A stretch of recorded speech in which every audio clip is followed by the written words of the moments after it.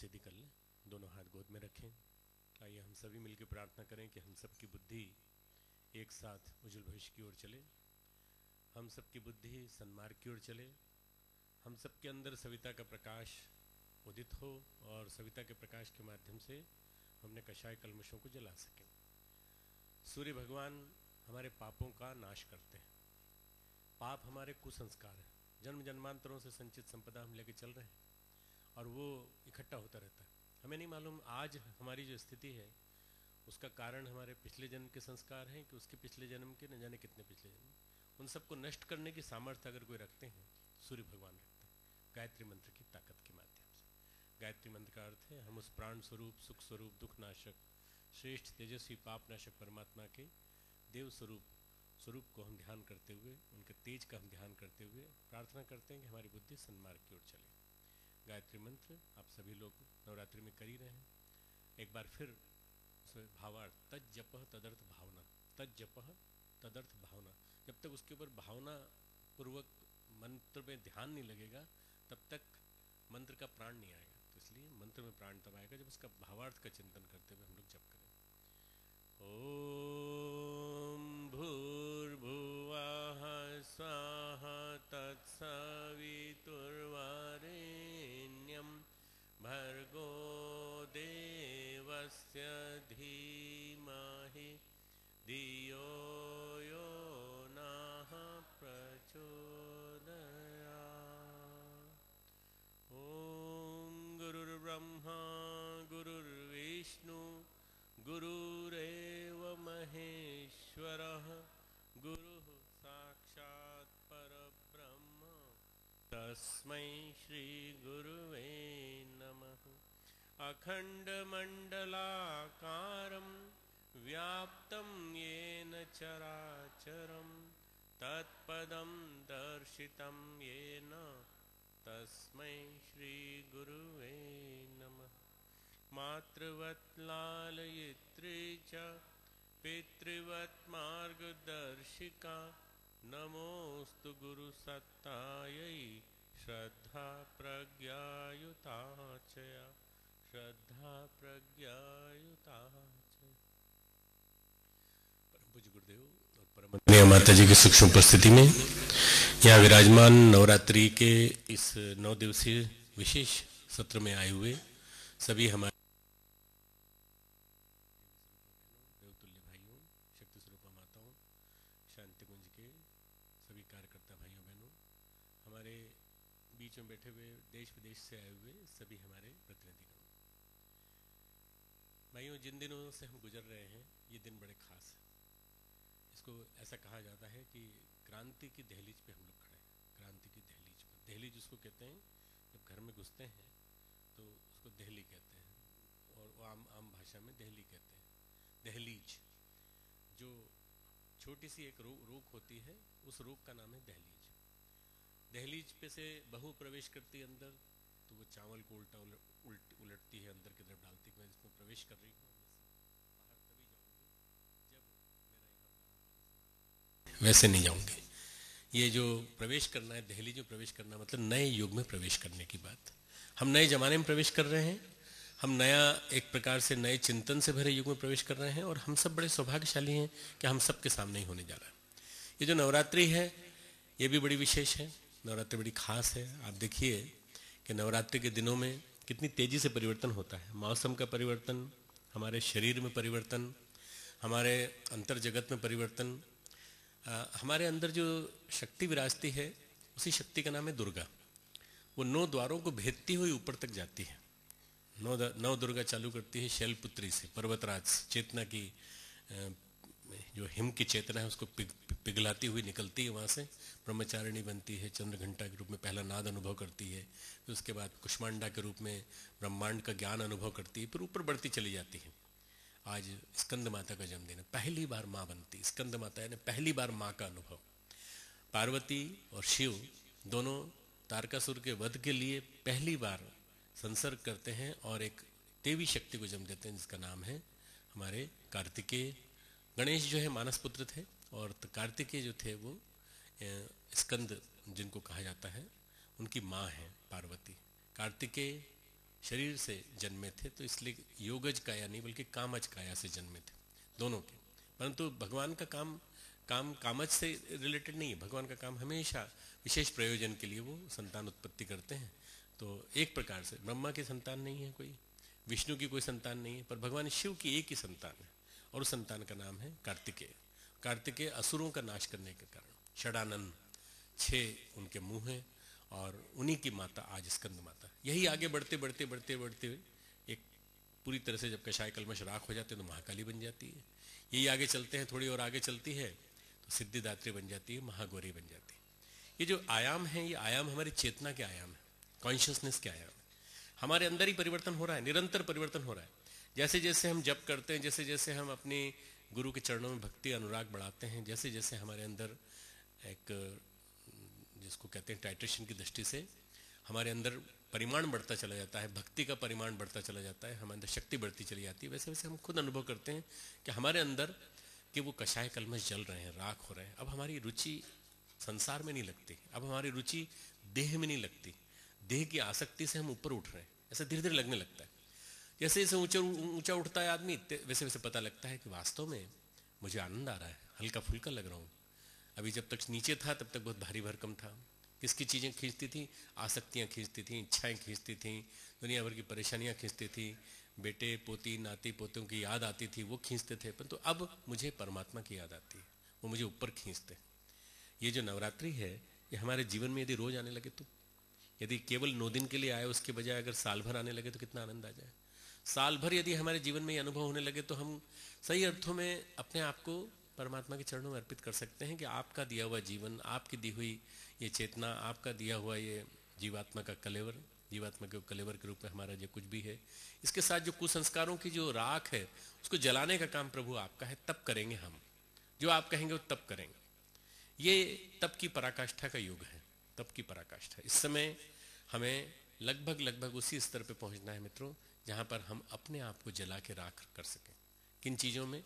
कषाय कलमशों की राख को हम पूरी, कषाय कलमशों की आग को हम पूरी तरह से जला के राख कर सकें। इसके लिए सबसे सही समय यही है। क्यों? इस समय महाकाल सक्रिय है। महाकाल भगवान शिव की सत्ता इस समय बड़ी तेजी से चेतनात्मक जगत में, जड़ जगत में परिवर्तन लाने के लिए क्रियाशील है और बहुत तेजी से परिवर्तन हो रहा है। परम पूज्य गुरुदेव की सत्ता को हम महाशिव की सत्ता मानते हैं। आप लोगों को शायद विश्वास न हो, पर हमने उनको उस रूप में देखा है। परमवंदनीय माता जी को महापार्वती के रूप में देखा है। परम पूज्य गुरुदेव एक बार ऊपर विश्राम कर रहे थे और लग रहा था विश्राम कर रहे हैं, क्योंकि मुंह ओढ़े लेटे हुए थे पलंग पे। हम लोग अपना लेख लेके जाते थे ऊपर, उनके सामने पढ़ के सुनाते थे। पहुंचे तो जाके बैठ गए उनके से पास, फर्श पे वहीं बैठ करके सुनाते थे। आप ऊपर कमरे में जाते हैं, प्रणाम करने निकल गए होंगे तो आपने देखा होगा एक पलंग है उस तरफ जो गुरुदेव का है, इधर वाला पलंग माता जी का है। तो दिन के समय माता जी का पलंग नहीं होता था, रात में बिस्तर था। दिन के समय जो सुबह का समय था उसके सामने चटाई बिछ जाती थी, वहाँ हम लोग बैठ के बात करते थे, मीटिंग चला करती थी सुबह से लेकर शाम तक। परम पूज्य गुरुदेव के बारे में मैं सोचने लगा कि शायद गुरुदेव थक गए हैं बहुत ज़्यादा। 80 उम्र भी बहुत ज़्यादा हो गई, करीब करीब गुरुदेव 79 के थे उस समय। तो मैंने सोचा गुरुदेव की उम्र भी ज़्यादा है, आयु भी ज़्यादा है, और मैं था उस ज़माने में 28-29 साल का। तो मैं अपनी उम्र के हिसाब से सोच रहा था कि गुरुदेव थक गए हैं इसलिए सो गए। जैसे ही उन्होंने करवट बदली, करवट बदलते ही सोया हुआ आदमी उठता है तो ऐसे एकदम उठने के बाद पहले तो देख के बकाता है कौन आके बैठ गए, फिर उसके बाद आंखों पे हाथ लगाता है, ये लगाता है, कुछ नहीं। क्यों तुम ये सोच रहे थे ना कि मैं सो गया हूँ? मैंने कहा हे भगवान, हमें कैसे, इनको कैसे मालूम पड़ा कि मैं सो गया हूँ? और मैं सच में सोच रहा था कि सो गए। बेटा मैं सोता नहीं हूँ, जब मैं ऐसा लेटा रहता हूँ तो मैं 500 करोड़ आदमियों का ताना बाना बुनता हूँ, मैं सारी दुनिया का ताना बाना बुनता हूँ, मैं प्रतिभाएं तलाशता हूँ, मैं लोगों के पास जाता हूँ, लोगों के पास जा करके उनके अंदर सोए हुए बीजों को जगाता हूँ।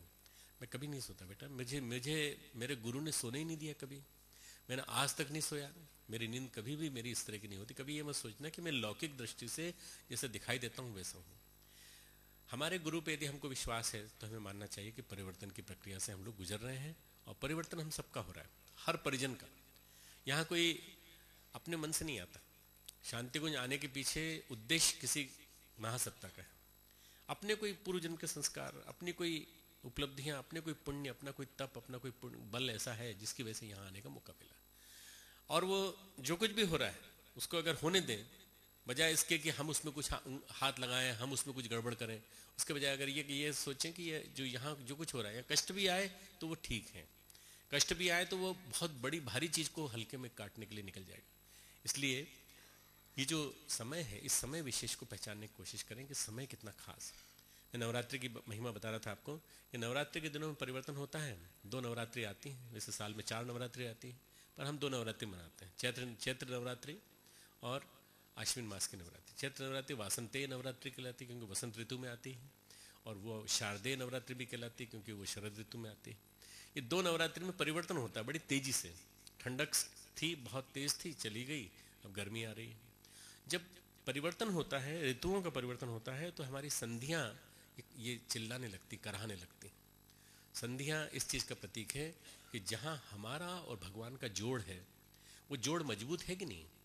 हमारा और भगवान की दोनों के जो जॉइंट्स हैं, उन दोनों में कहीं कोई गड़बड़ी तो नहीं है, हमारी और गुरु सत्ता के जोड़ में कहीं कोई कमी तो नहीं है। हम खुद अपने आप को एनालाइज करें। आजकल जोड़ का तो यही माना जाता है कि हमारे वाक की तकलीफ है, सब लोग बोलते हैं घुटनों में दर्द है, सबसे पूछो कि दर्द है, बोले हाँ दर्द है, घुटनों में दर्द है। क्यों? चलने में तकलीफ होती है। हाँ, नवरात्रि के दिनों में दर्द होता है। नवरात्रि के दिनों में ही नहीं, बल्कि उम्र एक ऐसे आ जाती है जिस उम्र में आने के बाद इन दिनों दर्द बढ़ जाता है, तकलीफें बढ़ जाती है। संधियां हमारी दर्द करती हैं। संधियां यानी जॉइंट्स। जॉइंट्स किससे? जॉइंट्स हमारे 2 हड्डियों के जॉइंट्स जो हैं, 2 दर्द करते हैं। जब हड्डियां जड़ हैं, उनमें दर्द होता है, तो हमें चेतना में दर्द नहीं होगा। हमें चेतना में भी दर्द होना चाहिए कि जो परिवर्तन हो रहा है, मौसम का परिवर्तन नहीं है, बल्कि हमारे अंतर जगत में परिवर्तन। और हम अंतर जगत में परिवर्तन है, तो हम उसके लिए तैयार अपने आप को कर पा रहे हैं कि नहीं? क्या हम उसके लिए अपने आप को इस स्थिति में पा रहे हैं कि हम जो गुरु सत्ता की चेतना इस शताब्दी वर्ष में विशेष अनुदान बरसाने के लिए तैयार है, और उनके विशेष अनुदानों को हम लेने के लिए तैयार है कि नहीं? अपने आप को तैयार करने का समय है, अपने आप अपनी पात्रता को परिष्कृत करने का, परिमार्जित करने का समय है। यदि हम लोग इस बात को ध्यान में रखेंगे तो फिर केवल रटंत वाली, जप वाली अनुष्ठान की प्रक्रिया से नहीं गुजरना है। ओम भूर्भुवः स्वतः स्वयं भर्गो देवस्य धीमहि प्रचोदयात्, मन कहीं और लगा हुआ है और जपे जा रहे हैं, जपे जा रहे हैं, जपे जा रहे हैं, जपे जा रहे हैं। जपात सिद्धि, जपात सिद्धि, जपात सिद्धि न संशय। जब से सिद्धि होती है, इसमें कोई संशय नहीं है, पर तब होती है जब उसके साथ भावना का ध्यान किया जाए। वो भावना ये, हम अंदर से बाहर तक प्रकाशवान हो रहे हैं, हमारे अंदर से बाहर तक कषाय कल्मश उज्जवल हो रहे हैं, निर्मल हो रहे हैं, हम अंदर से बाहर तक देवत्व से भरे हुए हैं, हम अंदर से बाहर तक प्राण स्वरूप है, सुख स्वरूप है, दुखनाशक। ये जो मंत्र के अर्थ की भावना है, ये अपने चिंतन में आनी चाहिए, बार बार आनी चाहिए, चाहे मंत्र लेखन कर रहे हो, चाहे मंत्र जप कर रहे हो। दुर्भाग्य की बात है कि नहीं आती। दुर्भाग्य की बात है कि अधिकांश लोगों, 90% लोगों का मन डामाडोल होता है, इधर डोलता है, इधर भागता है, इधर भागता है। आखिर उस भागते हुए मन को कैसे रोका जाए, कैसे बचाया जाए? रोक सकते हैं यदि हमारे अंदर एक प्रीति का अंकुर पैदा हो जाए, भगवान के प्रति वही प्रीति जो आप अपने सगे संबंधी के प्रति प्रीति बनाते हैं। आपको अपने बेटे की याद आती है, बेटी की याद आती है जो शादी होकर चली गई, बेटे के बाद अब जो ब्याज आ गया घर में, नाती पोता, उसकी याद आती है। जितनी याद उनकी आती है, उतना ही रिश्तेदारी का प्रतिभागिता आप भगवान से बना लीजिए। परमात्मा को सगा संबंधी बना लीजिए, परमात्मा को अपना आत्मी बना लीजिए। परमात्मा बहुत बहुत ईर्ष्यालु है, बहुत ईर्ष्यालु है, वो किसी और को नहीं चाहते। अनन्य भक्ति, भगवान कहते हैं अनन्य भक्ति, अनन्य, कोई दूसरा नहीं। जब मैं हूं तो कोई दूसरा नहीं कोई और चलेगा। आप कहें तो एक आध से मैं प्रेम कर सकता हूं, एक आध स्त्री से प्रेम करूं और बहुत ज्यादा प्रेम करूं और आपसे प्रेम करूं, नहीं चलेगा। वासनाओं को निकालो, कषाय कल्मशों को निकालो। हाँ, जो ड्यूटी है कर्तव्य परायण तक नाते तुम अपनी पत्नी से प्रेम करते हो, ठीक है, पर और कुछ नहीं चलेगा, और कोई गड़बड़ नहीं चलेगी। भगवान जैसे ईर्ष्यालु को यदि आप सगा संबंधी बनाने को तैयार हो, तो भगवान आपका सारा योगक्षेम वहन करने को तैयार है। ये नवरात्रि में हमको सोचना है कि हमारे जॉइंट्स भगवान के साथ मजबूत हुए कि नहीं। हमने अपने जोड़ों को, हमने अपनी संधियों को, हमने अपने संबंधों को आज परखने का समय है कि हम इनको परखें।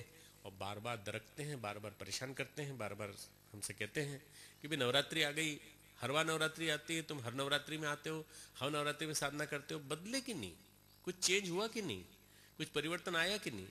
अरे हमने कहा नवरात्रि साधना उस उद्देश्य की थी, हमने तो मनोकामना के लिए की थी। कभी न कभी तो पूरी होगी मनोकामना। मनोकामना पूरी करने की मशीन बना रखा है। गुरुदेव कहते थे मुझे लोगों ने मनोकामना पूरी करने की मशीन बना रखा है। मेरे पास आते हैं, मैं बड़ी से बड़ी चीज़ देने की इच्छा रखता हूँ, पर वो छोटी चीज़ लेके चले जाते हैं। किसी बड़े व्यक्ति के पास जाओ और उनके पास जाके कहो कि आपसे हम कुछ पैसे लेने आए, कितने 500 रुपये। बोले सर इतनी छोटी चीज़ के लिए यहाँ क्यों आए? तो मेरे मुंशी से मांग लेते। इतने बड़े काम में लगे हो आप, मिशन के काम में लगे हो, मैं आपको 1 लाख रुपए दे सकता हूँ, 5 लाख रुपए दे सकता हूँ। आप मेरे पास आके 500 रुपये मांग के जा रहे हो, 100 रुपये मांग के जा रहे हो। भगवान के पास जाओ तो बड़ी चीज मांगो, छोटी चीज नहीं। बड़ी मांगते तो छोटी अपने आप मिल जाती है। बड़ी के साथ जितनी छोटी छोटी चीजें सब अपने आप मिल जाती है।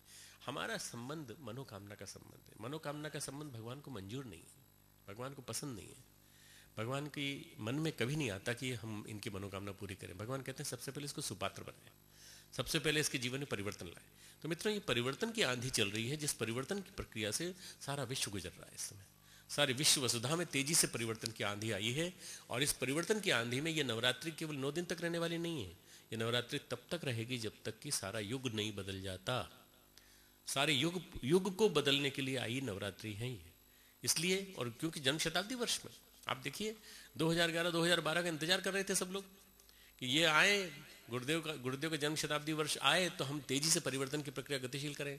परम पूज्य गुरुदेव ने कहा था जब क्रांति आएंगी रेलगाड़ी के डब्बे की तरह से आएंगे, तेजी से आते चले जाएंगे। 1 2 3 4 S1 S2 S3 S4 S5 S6 line से कोचेज आते चले जा रहे हैं और आप खड़े हुए, आपको पता ही नहीं कि इतनी बड़ी ट्रेन। और कितनी बड़ी ट्रेन है भाई? 29 बोगियां हैं। 29 बोगियां हैं। हाँ, आपका रिजर्वेशन कौन सी बोगी? हमारा रिजर्वेशन 21वीं बोगी में। तो 21वीं बोगी के सामने खड़े हो तो आपको मिल जाएगा रिजर्वेशन में।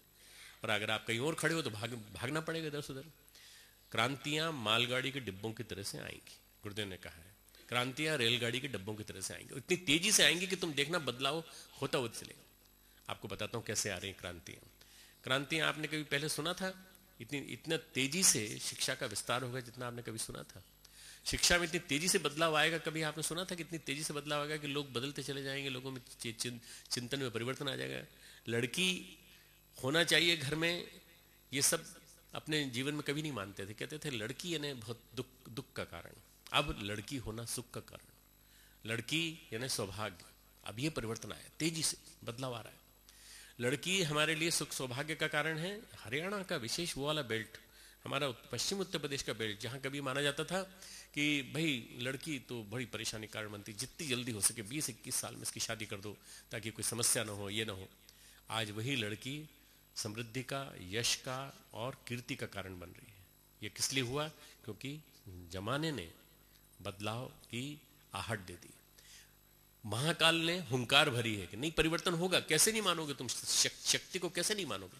शक्ति की पूजा होने लगेगी और शक्ति दिखाई पड़ने लगेगी। मित्रों, नारी शक्ति का आना और नारी शक्ति के साथ साथ शिक्षा का बढ़ना, शिक्षा में हर जगह उसके जगह जगह ऊंचाइयों के परचम फहराना, यह बताता है कि परिवर्तन की प्रक्रिया गतिशील होगी।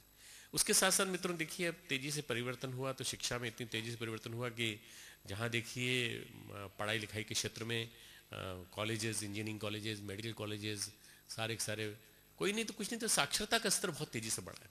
आज से 60-63 साल पहले जब हमको एक आज़ाद मुल्क मिला था तो उस आज़ाद मुल्क में बहुत परेशानियां थी। मुश्किल से 34% साक्षर थे। आज लगभग 80% से ज़्यादा साक्षर है। हम मेहनत करेंगे तो 100% साक्षर हो जाएंगे, कोई दिक्कत नहीं। मित्रों, ये सारा का सारा अनुपात पूरा के पूरा महाकाल की प्रक्रिया से, सारे के सारे, गुरुदेव कहते थे ये आज की पार्लियामेंट दिल्ली में नहीं है तो दिल्ली संचालन करती है, आज की पार्लियामेंट हिमालय में, ऋषि लोग वहां से संचालन कर रहे हैं। जो भी कुछ संचालन हो रहा है, जो अभी जब दिल्ली में अन्ना हजारे अनशन पे बैठे हैं, भूख हड़ताल कर रहे हैं, इनको संचालन कौन कर रहा है? हमारे यहाँ की पार्लियामेंट कर रही है या कुछ गिने चुने छोटे भैया नेता कर रहे हैं?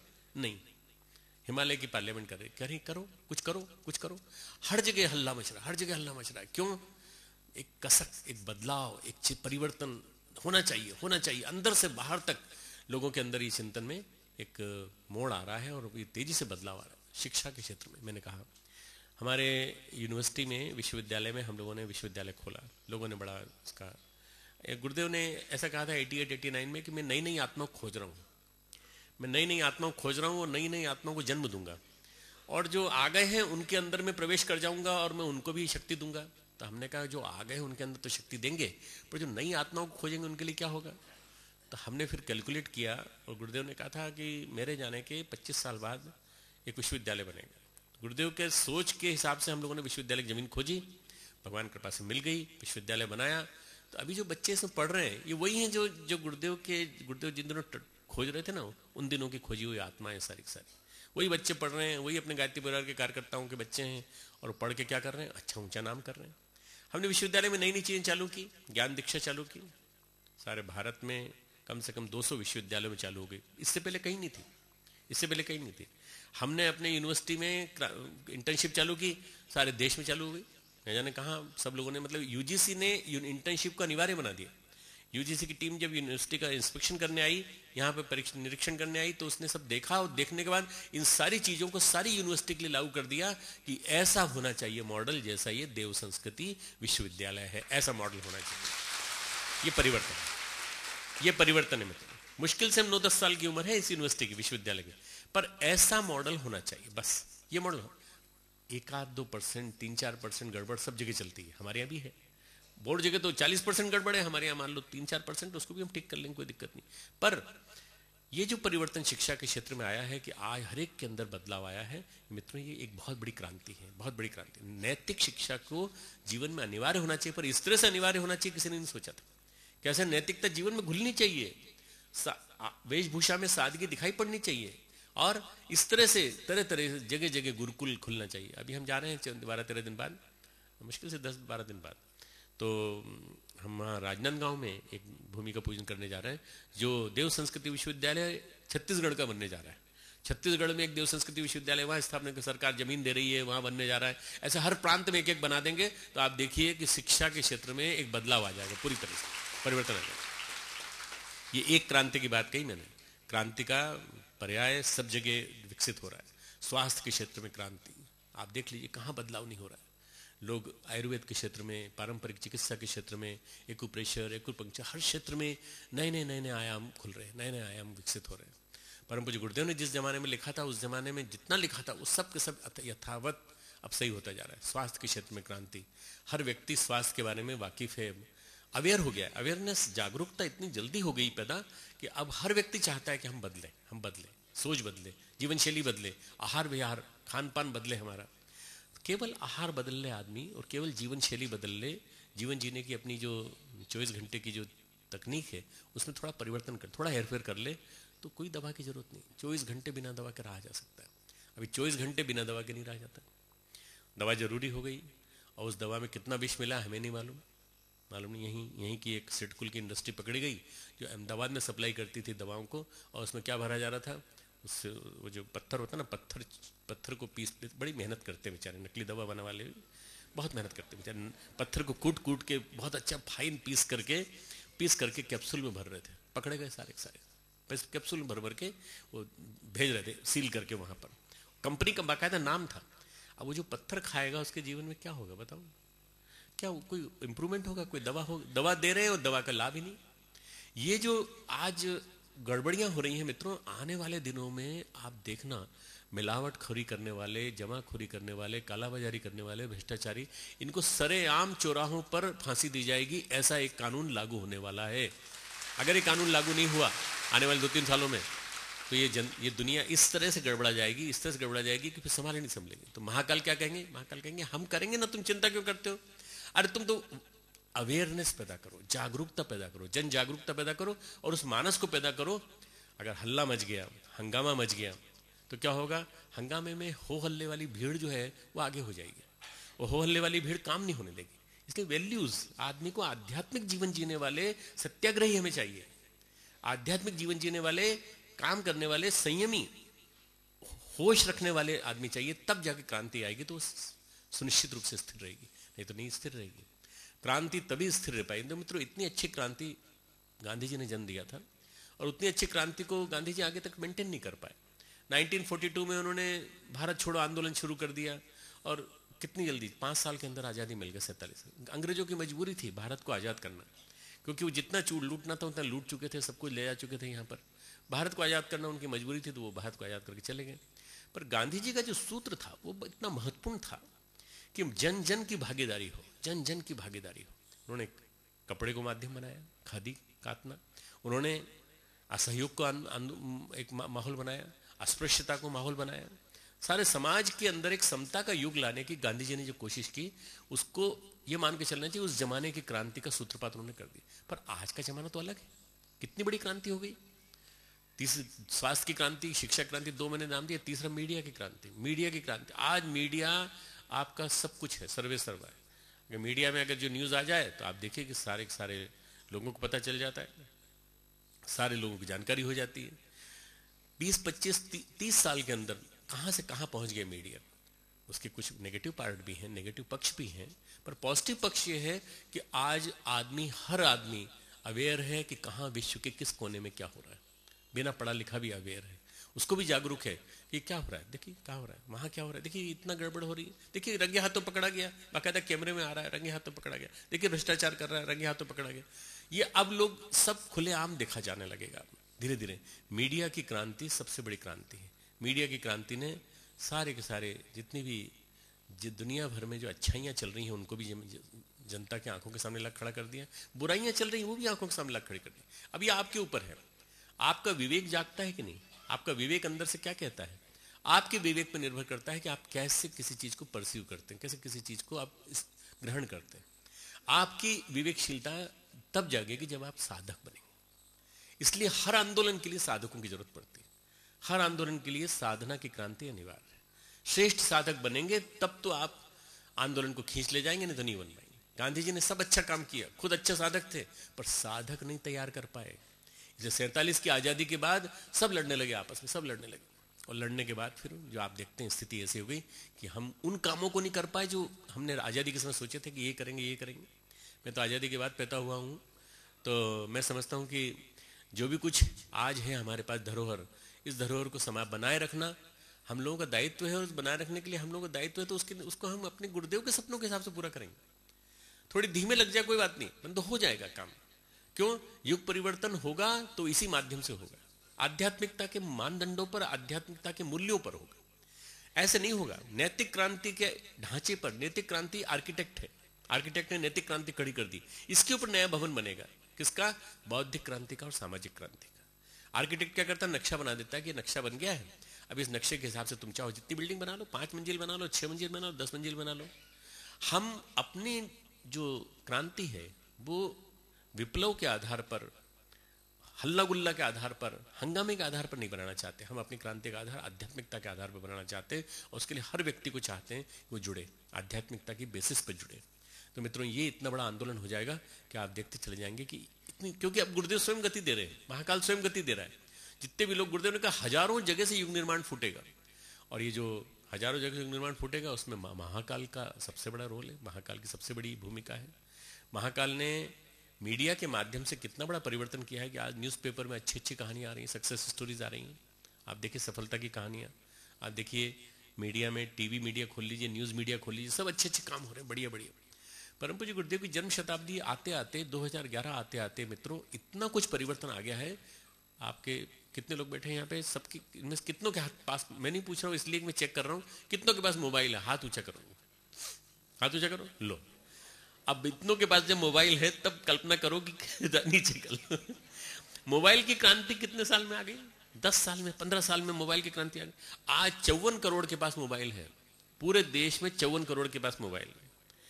एक जगह घंटी बजती हो तो आप लोग मेरा सम्मान करते हो या इस मंच का सम्मान करते हो इसलिए मोबाइल बंद किए बैठे, नहीं तो अभी एक जगह बैठ जाओ कहीं तो 1000 जगह से मोबाइल की घंटियों की तरह तरह से आवाज आने लगती है। बंद करना भी नहीं आता। तकलीफ ये है मोबाइल खरीदना तो आता है, बंद करना नहीं आता। बंद कैसे करते हो? उस वजह से क्या होता है आदमी घंटी बज रही है, अब वो कोशिश कर रहा है, न जाने क्या क्या कर रहा है, बटन दबा। लड़कियां ने चालू कर दिया था, उसके बाद से बंद ही नहीं किया कभी। तो मोबाइल की क्रांति ने आदमी को एक दूसरे के नजदीक ला दिया, पर आत्मा से नजदीक आए क्या? मन नजदीक आया क्या हमारा? हम शरीर से नजदीक तो नहीं आ पाए, विचारों से नजदीक आ गए, पर क्या हम आत्मा से नजदीक आ पाए? हमको आपस में क्लोजली निट होना पड़ेगा, मतलब वसुधैव कुटुंबकम का स्वरूप बनाना पड़ेगा। ये जो मीडिया की क्रांति है इसने इतना बड़ा काम किया है कि आज हर एक मैसेज भेजो सबको मिल जाता है पूरी तरह से, और वो उस मैसेज से सब लोगों को जानकारी मिल जाती है। जब मोबाइल की क्रांति, मीडिया की क्रांति, टीवी इंटरनेट मीडिया की क्रांति, इंटरनेट की क्रांति, इंटरनेट से दुनिया भर के मैसेजेस आप भेज सकते हैं। अभी मैं लेक्चर दे रहा हूँ, ये लेक्चर हमारा वो लड़का भाई बैठा है बीच में संतोष, वो कंप्यूटर पे उसको रिकॉर्ड कर रहा है और तुरंत हाथों हाथ भेज रहा है वो। तो ये सारे विश्व में जो अपने परिजन हैं, जो भारत में सारे परिजन हैं, वो भी इंटरनेट पे इसको देख रहे हैं, वो भी इसका आनंद ले रहे हैं। यहाँ नहीं रह सकते तो क्या वो इंटरनेट से आनंद ले रहे हैं। ये जो चीज़ है ये सबसे बड़ी, इस युग की सबसे बड़ी देन है। अभी जो मिस्र में क्रांति आई, मिस्र इजिप्ट जिसको कहते हैं, जहाँ पर कि हमारे हुस्नी मुबारक बहुत दिनों से बैठे हुए थे, कितने 40 साल से, और 40 साल से बैठा हुआ वो डिक्टेटर, जब जनता ने उसके खिलाफ आवाज बहुत दिनों से उठा रहे थे, परंतु अभी जब आवाज का स्वर को क्यों गति मिली, अभी क्यों गति मिली, फरवरी के बाद क्यों गति मिली, महाकाल गतिशील हो गया था, महाकाल की चाल गतिशील हो गई थी। बस इसी वजह से सारा का सारा हुआ कि मित्रों सारे विश्व में एक साथ तेजी से परिवर्तन हुआ। मिस्र में जो परिवर्तन हुआ, मतलब आप सोचिए कि कम से कम 700 बक्से संपत्ति लेकर के उनका लड़का चला गया। 700 बक्से, क्या मालूम क्या होगा उसमें, न जाने कितना सोना होगा, न जाने कितना, इसके अलावा बैंक में जितना होगा सब होगा ही वहां पर। सारी दुनिया को लूट लूट के लोगों ने कितना कितना भर रखा है अपने घरों में, ये सब अब कुछ नहीं चलेगा, अब कुछ नहीं चलेगा। दुनिया को अब स्पष्ट जवाब दिया जा रहा है कि जो चलेगा गुणों के आधार पर चलेगा, वैसे नहीं चलेगा। तो वो सारा का सारा जितना था 1-1.5 महीने के अंदर, एक देश में नहीं हुआ, पड़ोसी में हुआ, फिर पड़ोसी में आग लगती चली गई। गुरुदेव ने कहा था बेटा आग लगेगी तो मोहल्ले के एक घर में लगेगी, और देखना वो घर में तुम्हारा घर भी हो सकता है, 3 दिन बाद तुम्हारे घर में भी आ सकती है। ऐसा मत सोचना कि तुम्हारे घर में नहीं आएगी। हर मुल्क को सावधान होना पड़ेगा, चाहे वो अमेरिका हो, चाहे वो इंग्लैंड हो, चाहे यूरोप हो, और चाहे वो अफ्रीका के और हमारे मिस्र के देश हो, सऊदी अरब के देश हो। कोई अपनी सेना के भरोसे अपनी कुछ कर सकता, सेना के भरोसे, परमाणु शक्ति भरोसे। परमाणु शक्ति जापान के पास थी, क्या कर पाए, खुद ही मर रहे हैं, खुद ही मर रहे हैं, खुद परेशान हो रहे हैं वो लोग भूकंप के मारे, परमाणु शक्ति की रक्षा नहीं कर पाए। जहां जहां मित्रों विपत्तियां आएंगी, विपदाएं आएंगी, अगले दिनों बड़ी तेजी से विपदाएं भी आएंगी, परंतु रक्षा उन्हीं की होगी जिनके पास गायत्री का सुरक्षा कवच होगा, जिनके पास सूर्य की साधना होगी, सूर्य की साधना होगी, उनकी रक्षा होगी। और इसलिए मैं कहता हूं मित्रों, सारे विश्व को गायत्री अपनानी होगी, सारे विश्व में गायत्री मंत्र का प्रचार होगा, और गायत्री मंत्र ही सारे विश्व के। गायत्री मंत्र कोई एक साधारण मंत्र नहीं है, ये तांत्रिक प्रक्रिया है, मांत्रिक प्रक्रिया है, तांत्रिक प्रक्रिया, जिसके माध्यम से गुरुदेव ने सारे विश्व की कुंडलिनी को हिलाया है, सारे विश्व की कुंडलिनी। गायत्री मंत्र सब लोग नहीं कर सकते थे, आज से 150 साल पहले नहीं, अभी 40 साल पहले चले जाइए, सब लोग नहीं कर सकते थे, पर परम पूज्य गुरुदेव ने उसको उपलब्ध करा दिया, हर व्यक्ति को उपलब्ध करा दिया। हर व्यक्ति कर सकता है, जन जन कर सकता है। कोई अगर किसी को कोई दिक्कत हो तो हमारे पास आ जाए, हम उसको ठीक कर दें, हम बता देंगे। एक आदमी आया, बोले गुरुजी वो हम गए प्रचार करने, तो उन्होंने कहा कि गायत्री मंत्र नहीं करना चाहिए। बोले क्यों? गायत्री मंत्र जपने से बांझ हो जाती है औरत। अच्छा तो बेटा तूने क्या जवाब दिया? मैं उनको जवाब ही नहीं दे पाया गुरुजी, मैंने आपका लेक्चर तो सुना था पर याद नहीं रहा मुझे, मैं भूल गया, वहां कुछ बोल नहीं पाया। तो अच्छा बेटा तू ऐसा कर, तू, माता जी पास में बैठी थी, मुझे देखी माता जी है ना, माता जी के 1 लाख बच्चे हैं, उस समय 1 लाख कार्यकर्ता होंगे, बोले 1 लाख बच्चे। माता जी को तो, माता जी तो बांझ नहीं हुई, माता जी ने हजारों लाखों अभी करोड़ों बच्चे पैदा करेंगी माता जी तो, जब वो नहीं हुई तो फिर तू कैसे समझता है कि स्त्री हो सकती है? बेटा बोले गायत्री स्त्री शक्ति है बेटा, गायत्री स्त्री शक्ति किसी दूसरी स्त्री का भला नुकसान करेगी कभी? नारी शक्ति किसी दूसरी का भला नुकसान करेगी? किसने कह दिया ये? सारे देख, गायत्री की कृपा से रामचंद्र जी हुए, गायत्री की कृपा से लक्ष्मण हुए, गायत्री की कृपा से कृष्ण हुए, तो फिर कैसे नुकसान हो सकता है? तू मत कहना बेटा, तू सबको कह दे कि गायत्री की कृपा से सुसंतान होगी, देवी संतान होगी। मित्रों आज वो भ्रांतियां, आज वो भ्रम कितनी तेजी से टूटते चले जा रहे हैं लोगों के। और जब बहुप्रजनन होता था, हमारी 2 लड़कियां, 3 लड़कियां हो गई, 4 लड़कियां हो गई, 1 लड़का और हो जाए, गुरुदेव ने कहा नहीं, भ्रांतियां निकालो, लड़कियों को लड़के के रूप में मानो, 2 लड़कियां हैं बस बहुत है, उन्हीं को मानो। 1 लड़का बहुत, 1 लड़की बहुत अच्छी, इंदिरा गांधी 1 ही थी, कोई दिक्कत नहीं था। अगर व्यक्ति के जीवन में ये बदलाव आया है पिछले 30-35 सालों में, तो ये बदलाव बताता है कि वैचारिक परिवर्तन की आंधी कितनी तेजी से चली। वैचारिक परिवर्तन की आंधी ने यह बदलाव लाके खड़ा कर दिया कि पारिवारिक जीवन में मूल्य, पारिवारिक जीवन की जो आधारशिला थी उसमें तेजी से परिवर्तन आया। पारिवारिक जीवन आज जो बदला है और लोगों के जीवन में जो तेजी से चेंजेस आ रहे हैं, परिवर्तन आ रहे हैं, मैं जानता हूँ नेगेटिव परिवर्तन भी है, पर नेगेटिव पॉजिटिव बदलने में ज़्यादा देर नहीं लगेगी। शहरीकरण की वजह से गड़बड़ी है, पर वो भी सब ठीक हो जाएंगे। परिवारों में भी परिवर्तन आएंगे, परिवारों के जीवन मूल्य भी बदलेंगे, जीवन जीने की शैली भी सीखेंगे वो लोग, और माता पिता का सम्मान भी करेंगे। कई जगह एक साथ परिवार रह रहे हैं, बड़े परिवार एक साथ रह रहे हैं, सब मिलकर रह रहे हैं, पर वो क्रम भी चलेगा जिसमें माता पिता का हम सम्मान करें। मैं जाता हूँ तो कई लोग उद्घाटन कराते हैं मुझसे, तो एक उद्घाटन उन्होंने कराया ओल्ड एज होम का, वृद्धाश्रम का। मैंने कहा भाई ये क्यों करते हो, वृद्धाश्रम का उद्घाटन क्यों कराते हो? वृद्धाश्रम का मतलब ये हुआ कि हम अपने घर के बुजुर्गों को निकाल के बाहर फेंक दें? बोले साहब ऐसी परंपरा हो गई, ऐसे रीति रिवाज हो गया है।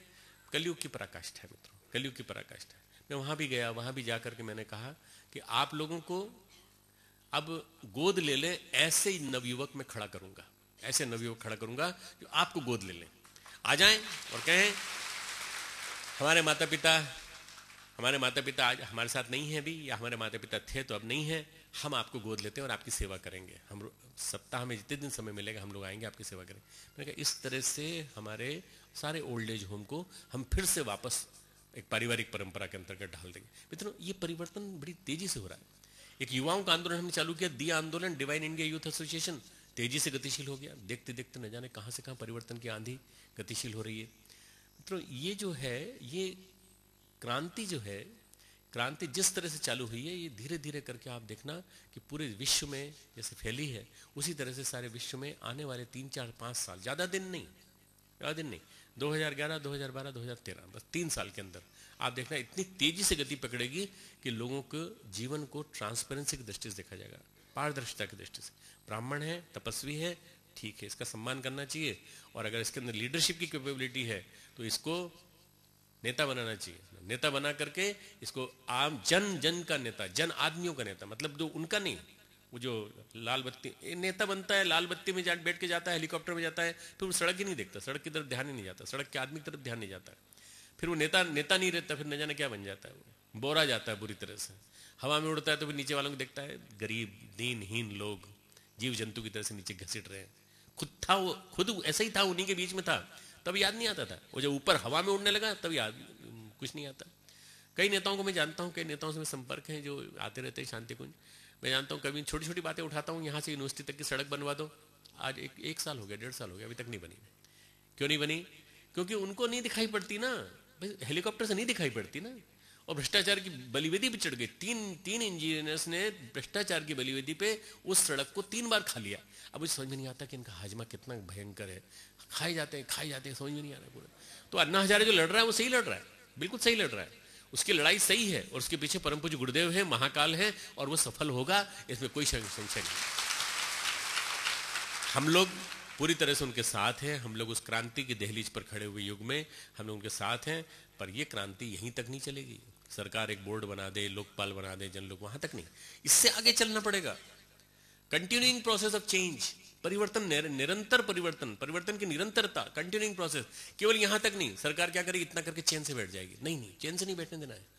पूरे के पूरे जब तक सारे सिस्टम में पारदर्शिता नहीं आ जाती, सारा बदलाव नहीं आ जाता, सारे के सारे नेता, सारे के सारे राजनेता, सारे के सारे फिल्मी नेता, सारे के सारे खिलाड़ी नेता जितने भी हैं, उन सब के जीवन में पारदर्शिता होनी चाहिए। जितने धार्मिक नेता, जितने भी धर्मतंत्र के लोग, उनके जीवन में पारदर्शिता होनी चाहिए। ये सब दिखाई पड़ना चाहिए। ये परिवर्तन जब दिखाई पड़ेगा तब देखना बदलाव आएगा। और ये जब बदलाव आएगा तो हमारे भाइयों ने गीत गाया, बदलेगी निश्चित ही दुनिया बदलेगी, आज नहीं तो कल ये बदलेगी। धैर्य मत खोना, आज नहीं तो कल का मतलब है धैर्य मत खोना, उतावलापन मत लाना। अरे क्यों नहीं हो रहा है, अरे वो अन्ना हजारे भूखे बैठे हैं, हम भी चलें। यहां भूखे हो जाओ ना, वहां जा क्या करोगे भाई? आपको भूखे रहना है तो यहीं रह जाओ, और भूखे रह करके जो पैसा बचे उस पैसे से, एक राशि से, एक संग्रह करके एक पूरा फंड कलेक्ट करो, उस फंड से उन लोगों को सपोर्ट करो जो इस आंदोलन में गतिशील होना चाहते हैं। राजनीतिक मूवमेंट मत दो, गैर राजनीतिक स्तर पर आध्यात्मिक आंदोलन खड़ा होगा तो मित्रों मूवमेंट निश्चित रूप से आध्यात्मिक गतिशील होगा, परिवर्तन आएगा और बड़ी तेजी से आएगा। आध्यात्मिकता की पृष्ठभूमि पर हम लोग बैठे हैं, हम लोग शांति कुंज एक प्रकार से महाकाल का घोंसला है। गुरुदेव ने कहा बेटा कि ये रात भर जो है परिवर्तन करता रहता है, सबके चिंतन में, दिमागों में परिवर्तन करता रहता है। महाकाल का घोंसला है, सारी विश्व भर में जो भी परिवर्तन होंगे वो यहीं से निर्धारित होंगे, पूरे के पूरे सारा यहीं से निर्धारण होगा। तो कभी भी अपने मन में किसी प्रकार का संताप पैदा नहीं करना चाहिए, क्या होगा, कैसे नवयुग आएगा, कैसे परिवर्तन होगा। ढेरों क्रांतियां इंतजार कर रही हैं, ढेरों स्वावलंबन की क्रांति, पर्यावरण की क्रांति, न जाने कितनी क्रांतियां प्रतीक्षा कर रही हैं। देखते देखते बदलाव आ गया, सारी दुनिया में बदलाव आ रहा है। स्त्री शक्ति स्वावलंबी बनती चली जा रही है, नारी शक्ति स्वावलंबी बनती चली जा रही है, और जहां देखो वहां पेड़ लगा रहे हैं, पेड़ों को नर्चर कर रहे हैं, पेड़ों का पोषण कर रहे हैं, और पोषण करने के साथ साथ वृक्ष गंगा अभियान और तरुपुत्र अभियान न जाने कितने गतिशील हो रहे हैं। इस साल हमने गुरुदेव का जन्म दिवस मना रहे हैं, तो इस साल अकेले नहीं मना रहे हम लोग 3 साल तक मनाएंगे, 2011, 2012, 2013। क्यों? एक साल में नहीं मानते हमारा मन। हमारे गुरुदेव इतने ऐसे नहीं थे कि केवल एक साल में मना के हम चुप हो जाएं। 2013 में स्वामी विवेकानंद के 150 वर्ष पूरे हो रहे हैं, परम पूज्य गुरुदेव के 100 वर्ष इस साल पूरे हो रहे हैं। तो 100 वर्ष से 150 वर्ष तक एक महापुरुष की 150 वर्ष तक की यात्रा। स्वामी विवेकानंद ने जो काम किया था उस काम को परम पूज्य गुरुदेव ने अंजाम दिया और आज इस स्थिति में पहुंचाया कि आज हम कह सकते हैं कि उन्होंने जो कहा था क्रांति का रथ आ रहा है, घर घर में नव निर्माण योजना गतिशील हो रही है, वो नव निर्माण योजना ही युग निर्माण योजना थी और वो युग निर्माण योजना परम पूज्य गुरुदेव। जब तक जमाना नहीं बदल जाए, पूरे जमाने को बदलना है। इसलिए कभी भी जब हल्ला गुल्ला मचता है तो मेरे को बड़ा समझाना पड़ता है, मुझे लोगों को, हमारे ही लोग, हमारे आसपास के लोग समझाना पड़ता है कि हंगामा करना हमारा मकसद नहीं है। हमारा मकसद क्या है? सूरत बदलनी चाहिए। सिर्फ हंगामा करना मेरा मकसद नहीं, मेरा मकसद है कि सूरत बदलनी चाहिए। सूरत मतलब ही जो चारों तरफ आसपास का परिवर्तन है, ये दिखाई पड़ना चाहिए। मित्रों, युवा शक्ति बदलेगी, नारी शक्ति बदलेगी और आप सब बदलेंगे। साधना की शक्ति बदलेगी। इसीलिए हमारी नवरात्रि की साधना है और इस नवरात्रि की साधना में हम लोग गुरुदेव से प्रार्थना कर रहे हैं कि हमें 3 साल तक हमें ताकत देना, 3 साल तक हम नर्चर कर सकें, अपने आप को संभाल सकें। 3 साल का मतलब कितना होता है मित्रों? 2011, 2012, 2013। अगले साल सूर्य की साधना का वर्ष है। अगले साल का महत्वपूर्ण वर्ष आप सबको जानकारी होगी कि सूर्य पर बहुत सारे कलंक छाने वाले हैं। ऐसी स्थिति में यदि हमने सूर्य की साधना नहीं की तो सूर्य जो है उसकी वजह से बहुत सारी विपत्तियां आ सकती हैं। अब सारे समाज में, सारे संसार में विपत्तियां आएंगी, बाढ़ आएंगे, तरह तरह से भूकंप आएंगे, ज्वालामुखी फटेंगे, तो क्या आप लोग चैन से बैठेंगे? हमारा सबका पूरे सरकारों का बजट गड़बड़ाएगा, सब कुछ चेंज हो जाएगा, सब कुछ परिवर्तन होने लगेगा। तो क्या करें? हम सबको मिलकर साधना करनी चाहिए। हम सबको मिलकर के उस साधना में संपुट लगाना चाहिए और वो संपुट लगेगा हम सबकी सामूहिक साधना। कलेक्टिव कॉन्शियसनेस में बड़ी शक्ति है, समूह चेतन में बड़ी शक्ति है। समूह चेतन जब जागता है, समूह मन जब जागता है, समूह मन की ताकत से बड़ी शक्तिशाली सामर्थ्य पैदा होती है। मित्रों, अभी जो अगले साल हमारी साधना है, उस अगले साल की साधना को हम और गति देंगे, आपको बताएंगे कैसे कैसे करना है। अभी इस साल गायत्री मंत्र लेखन साधना को गति दी। हमारा ऐसा अंदाज है लगभग 10-12 करोड़ के करीब जप हमारे पास 1 साल के अंदर हो जाएगा। ये बहुत बड़ी संख्या है और अगर इसको 3 साल तक गति दी और भी बहुत बड़ी संख्या में हो जाएगा। नंबर की गिनती नहीं करनी है अपने को क्या करना है? अपने को उस शक्ति को संजोने की बात सोचनी। जो मंत्र लेखन करता है उसके साथ कई लोगों की मंत्र लेखन शक्ति किसी मिल जाती है, मिलने के बाद उस शक्ति का जो पुण्य है वो सबको मिलता है। आपको ही मिलेगा, आपको ही मिलेगा। भले ही आपने 2 ही मंत्र लिखे हो, तो पुण्य आपको ही मिलेगा, समान भाग में मिलेगा। इसलिए कोई दिक्कत नहीं है। आपने अगर ज्यादा लिखा था तो थोड़ा सा आपको पुण्य का लाभ व्यक्तिगत उसमें मिल जाएगा। पर गायत्री मंत्र लेखन इस साल के हमने शताब्दी मंत्र लेखन साधना अभियान चलाया, 12 तारीख को पूरा हो जाएगा। 3 दिन के अंदर, 4 दिन के पूरा हो जाएगा। परंतु इसको अभी पूरा नहीं मानना है, फिर से चालू कर दो। 13 तारीख का दिन बहुत अच्छा है, पावन है, बुधवार से फिर चालू कर दो। 2 दिन का गैप लेना चाहते हैं, 15 तारीख चालू कर दो, 18 तारीख चालू कर दो, पूर्णिमा से चालू कर दो। इस पूर्णिमा से चालू करके गुरु पूर्णिमा तक चलाओ, 2 महीने फिर चलाओ। फिर गुरु पूर्णिमा पे फिर से चालू करना है तो गुरु पूर्णिमा से चालू करके श्रावणी पूर्णिमा तक चलाओ, या फिर परम पूज्य वंदनीय माता जी का महाप्रयाण दिवस है महालय की पूर्णिमा, तब तक चलाओ। चलाते रहो, साल भर नहीं, इसको 3 साल तक चलाते रहो।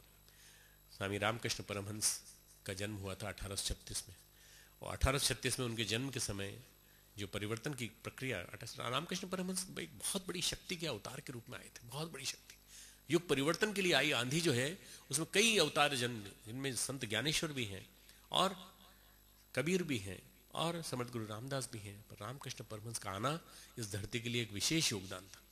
परम पूज्य गुरुदेव का पिछला जन्म रामकृष्ण परमहंस के रूप में।